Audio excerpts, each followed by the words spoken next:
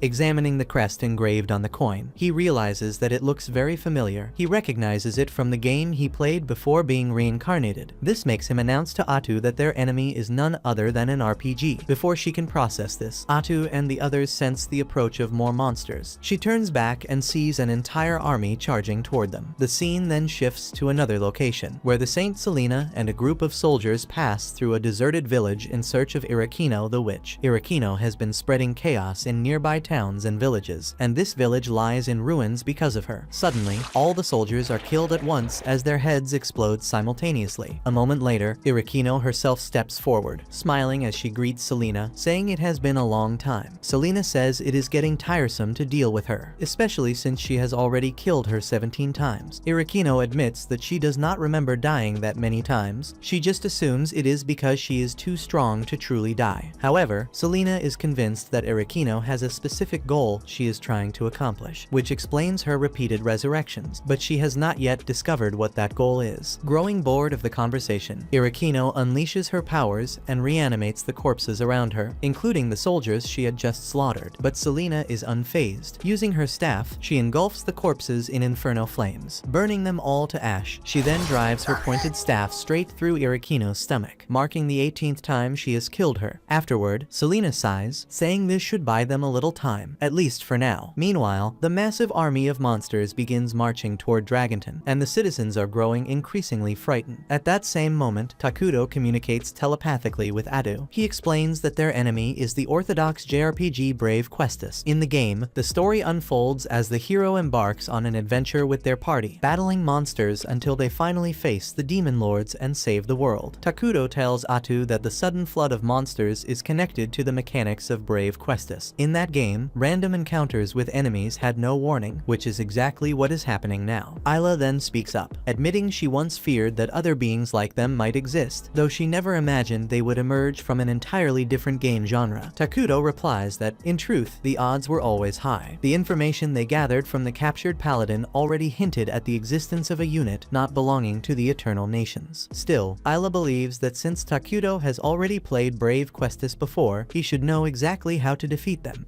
Takudo confirms this, saying she is right. He then speaks telepathically to Atu once again, telling her that he is about to share with her the secret to conquering these new enemies. Meanwhile, on a clifftop, two generals Flamin and Ice Rock receive orders from the demon lord in his distant kingdom, commanding them to march forth and conquer. After the message ends, the two speak among themselves, reminding each other that the entire monster army is under their command. If they succeed, the rewards awaiting them will be immense. Ice Rock admits they're fortunate. Ever since they were summoned into this world, all the orcs and goblins have rallied under the demon lord's banner. After a brief pause, Ice Rock glances at Flamin and asks what will become of their ambitions in the world they left behind. Flamin replies that none of that matters now. Their top priority is to carry out the demon lord's orders. Hearing this, Ice Rock nods in agreement, then raises his hand to signal the monsters to begin their attack on Dragonton. But as Ice Rock and the others head for the front lines, they immediately get caught by Molter's poisonous gas, which makes them start to choke out. However, Ice Rock and a mage don't seem to be affected. The mage tells him this is likely a spell from the enemy, but Ice Rock doesn't believe it, saying such a large-scale spell doesn't exist. Ice Rock immediately assumes this might be the work of a hero since the spell only seems to affect orcs and goblins, while beings like them aren't affected. Just then,